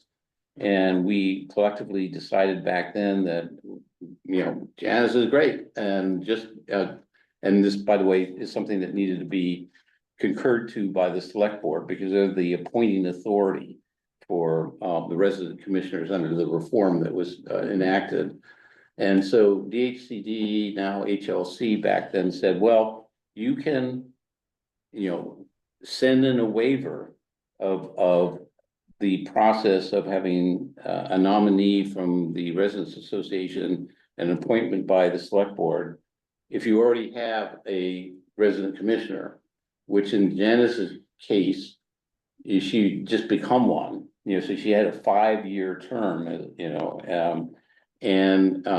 we are now on the 5th of the 5 years where when authorized by the board and concurred to by the select board, that Cheryl has a online portal where she goes in and submits a waiver. And it sounds weird, it's a, concurrence from our point of view, but from DHCD's point of view, it's waiving what you had to do in 2019 to be able to comply with the law. And then starting with the next 5-year term. So Janice occupies the official tenant commissioner seat, the non-elected one, where the process next year was going to be soliciting nominations from tenants associations. And then the select board does the vetting process, not us, and then they appoint the new tenant commissioner next year. Also there's some peculiarity of state versus federal law, which I can't remember why and never quite understood, but if there's nominations from the state housing, tenants association and a nomination from the federal tenants association, the Seabed Cook, then the select board is required to choose the federal one. Now, I'm just repeating that, not because it's an issue this year, but I just, it's gonna come up possibly next year, and I just want to mention that. I didn't want to get into it too much this year, because it's not really relevant, but I wanted to give everybody a heads up here. So, I would like to make a motion for Janice's 5th year as as an NHA tenants commissioner. Yeah, I have a question. I'm sorry. Yeah. To approve waiver number 5 to be submitted for Janice. Do I hear a second? Seconded. Second, any board, Point of excuse order. me a second. Point of order. I'm sorry, you're not recognized right now. I will recognize you, but not right second, okay? We're out of order. Excuse me, I will get to you. I want to ask the commissioners if they have any Sorry. questions first. This is a Board of Commissioners meeting, and I will recognize you, I promise, okay, if you just be patient. All right, any questions or comments from anybody from the board? Janice, I know you really had a tough time this last couple 4 weeks or more, and I should ask you, are you okay with this going forward? I'm fine. I'm fine. I'm a fighter, Rich. I'm sitting here right now and I could not be, but here I am. And I'm ready to go. I think that you just said it takes a licking and keeps on ticking. Is that what you just said? Time wise? Yes. Okay, good. All right. Hearing no other comments from the commissioner, you had a question or point of order. Ross, go ahead. No, I apologize. I should have waited for the discussion period. Okay. Because that would. That's okay. we'll get there, no worries, but do you have anything to Well, raise? my question is generally, as I read one of the phrases in the legislation is that the LTO has a right to be heard on agenda items during, and I don't know whether that's during the meeting, during discussion, 3 minutes before. I'm listening to you right now, so Okay. you're being heard. What would you, do you have Well, I something to appreciate say? that, and I know you do. Yeah, So my question is, what's the role of the LTO in general and specifically, because we've had occasions where a board has been set up to interview people Yeah. that hasn't included the LTO. Now, Jim represented, if I'm inappropriate, but we had a member that represented himself and everything. so I good. can answer your question briefly and happy to follow up with you afterwards and anybody else. There's actually a memo I wrote down, I sent out 4 years ago, which spells out what I'm about to say, which I can forward to you. And you probably do. But the brief answer is that the role of the LTO is very clearly defined in the 2014 legislation. And it's any recognized LTO. So, if we, for example, had a High Rock Estates LTO start up as well, and it was recognized. So we have Linden Chambers, we have Seabed, we have High Rock Estates. We used to have a High Rock Estates LTO, but we never had one. Because they're part of the federal program, which would put them under the Cooksbury Tenants Association. Okay, well, but they part, I don't have it quite right, but they were definitely more active back there, I'm trying to say. They were included in the Yeah. title. But, and so let's say we just have two, just for the sake of what I'm answering your question here. Then both LTOs do whatever internal process they have, with their people that they represent. And they can nominate a person to be on the board. And that nomination goes to the select board. And so if there are two LTOs and they don't all agree on the same person, then it can be two separate people to the select board. And then the select board goes through a similar process that we just talked about earlier to fill Penny's vacancy, where they will interview both persons. And then they will have a posted meeting and they are the appointing authority. When they must select a tenant, appointed, nominated by a recognized LTO. And if they get if they have, like we do, we have both federal and state for this obscure reason that I think I have citations to, but I can't remember right now. There's something about federal law trumping state law. And so it must be the federal one if that person is qualified. If there are there's no LTO or there's nobody, the LTO doesn't nominate anybody, then there's a process for that as well, but I'm not gonna get into that right now. So there is a very clearly defined role. And when you read the statute, that the 2014 reform statute here, so. Okay, we think we're ready to vote on that. I'm gonna call the roll. I make a motion to approve Janice Bennett for yet one more year. And to authorize the executive director to submit waiver number 5 and communicate to the select board. Do I hear a second? Second. Second from Penny? Yes. Or you already seconded? No. Oh, Penny, you go down. It blaze of glory here, okay. Hearing no further discussion, Rich Foster votes aye. Jim Flanagan votes a very thankful aye. Penny Kern votes aye. Janice Bennett votes aye. Am I supposed to vote? Vote for yourself. Fender votes aye. Yay, Janice. Aye. I just wanna say, people have heard me say again, I think that being the resident commissioner, the tenant commissioner is the toughest commissioner slot. Cause you are being pulled in two different directions all the time, and I think Janice has really grown into the job or whatever you want to call it here, the calling, I think it's more like it.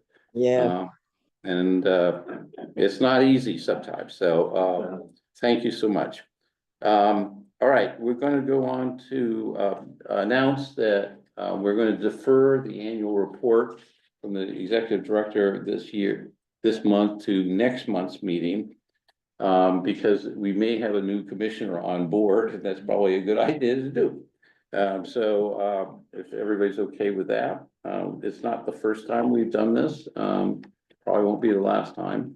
And that's it for the business of the annual meeting. So I am gonna make a motion that we adjourn the annual meeting of the Needham Housing Authority Board of Commissioners of 2025. Second. Second from Penny. give it a penny. Hearing no further discussion, I will call the roll one last time for Penny Kirk. And as they say, actually now I'm inspired the way they close town meeting and, here's this big resolution, gratitude for Penny Kirk's service for more than 15 years, I think, on the Needham Housing Authority Board of Commissioners. Reg Foster votes aye. Jim Flanagan votes aye. Penny Kirk votes aye. Janice Bennett votes aye. Jeff Engler votes aye. All right. Hi, Penny. We convinced her to run, we're still friends. I have a feeling Penny is still gonna be hanging around a little bit. I don't Well, know. and this kind of snuck up on us. We will find a way to do more appropriate recognition. So, Yeah. but I said only once, even though she resigned twice. She's, tough that way. So, all right, everybody, thank you so much. Okay, Thank thank you. Have a nice evening. Great meeting. Thank you.